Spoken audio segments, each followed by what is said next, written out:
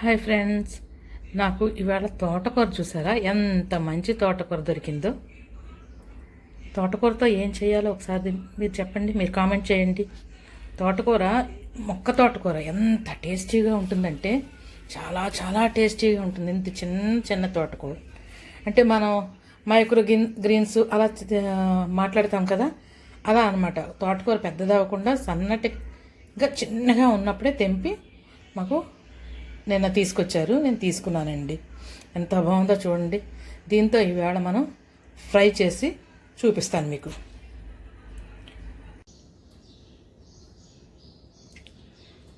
ఈరోజు తోటకూర కర్రీ ఎలా చేసుకుందామో చూద్దామండి.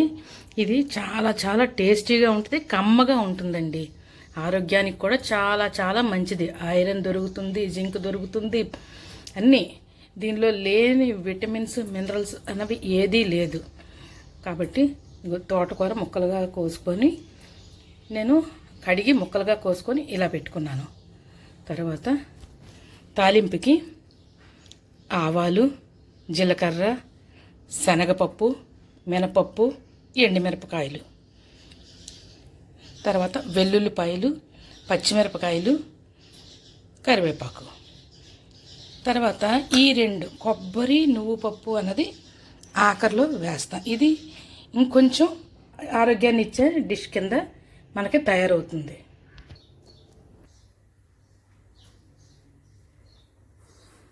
ఇప్పుడు ఇందులోకి ఆవాలు,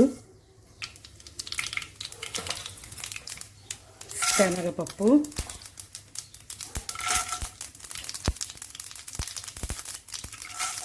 మినపప్పు,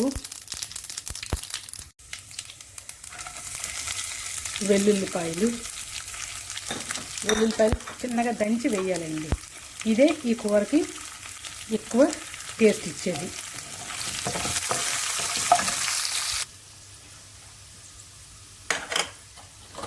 ఈ ఎండుమిరపకాయలు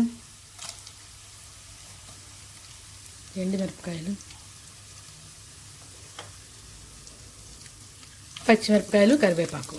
ఇందులో ఉల్లిపాయలు వేయక్కర్లేదండి. తోటకూర వేసుకొని ఇలాగా కలుపుకున్నాం అన్నమాట. తోటకూర అంతా ఇలా వేసుకున్న తర్వాత ఇలా కలుపుకొని మూత పెట్టుకోవాలండి. ఇప్పుడు మనం తీసుకున్న నువ్వులు కొంచెం వెచ్చపెట్టుకోవాలండి. చిట్టపట్టలాడేటట్టుగా కొంచెం వెచ్చపెట్టుకోవాలి. ఇదిగోండి, నువ్వుపప్పు ఇలాగా వేగింది. ఇక్కడేమో తోటకూర ఇలాగా వేగుతుంది. ఇలాగా మిక్సీ గిన్నెలోకి నువ్వులు తీసుకొని దాన్ని మెత్తగా మిక్సీ పట్టుకోవాలి. ఇలా కచ్చాబిచ్చా మిక్సీ పట్టిన తర్వాత ఇలా పొడవుతుంది. ఇప్పుడు మనం కోసి పెట్టుకున్న కొబ్బరి ముక్కలు కూడా వేసుకోవాలి. ఇలా కొబ్బరి ముక్కలు, నువ్వుపప్పు మిక్సీ పట్టుకొని కచ్చాబిచ్చగా చాలు మిక్సీ పట్టుకొని ఉంచుకోవాలి. ఇప్పుడు తోటకూర కర్రీ వితౌట్ కారం కాబట్టి కొద్దిగా పసుపు వేసుకుందాం. కొంచెం వేగిన తర్వాతే పసుపు వేసుకోవాలండి. గమనించారా? ఇప్పటి వరకు మనం ఉప్పు వేసుకోలేదు. ఇప్పుడు ఉప్పు వేసుకుందాం.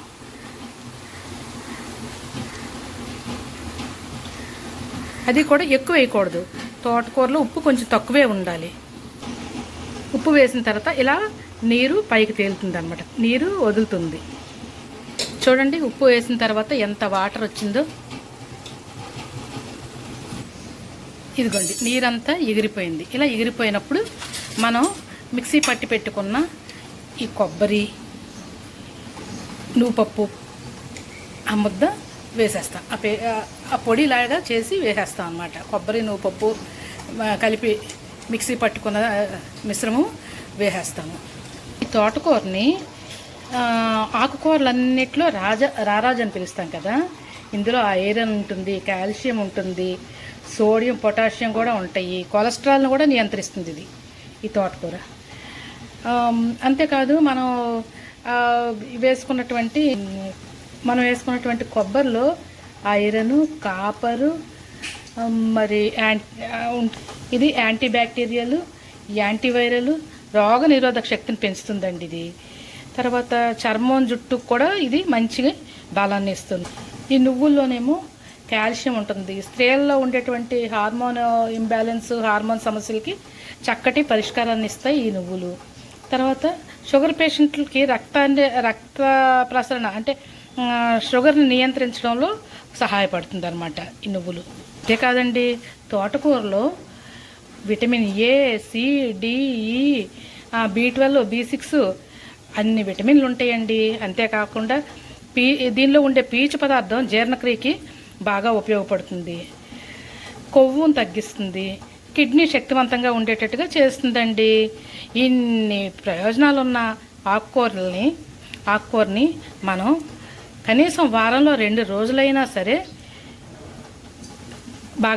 ఆహారంలో భాగంగా చేసుకుంటే ఎంతో ఆరోగ్యవంతంగా ఉంటామండి. ఎంతో టేస్టీగా ఉండే తోటకూర కొబ్బరి నువ్వుపప్పుతో తోటకూర రెడీ అయిపోయిందండి. ఎంతో టేస్టీగా ఉంది, ఎంతో బలవర్ధకం కూడాను. కాబట్టి మీరందరూ ఒకసారి ట్రై చేయండి, ఎలాగుందో నాకు కామెంట్ చేయండి. అంతేకాదండోయ్, లైక్ చేయండి, షేర్ చేయండి, సబ్స్క్రైబ్ చేయండి. అందరూ చూస్తున్నారు కానీ సబ్స్క్రైబ్ చేయడం మర్చిపోతున్నారండి.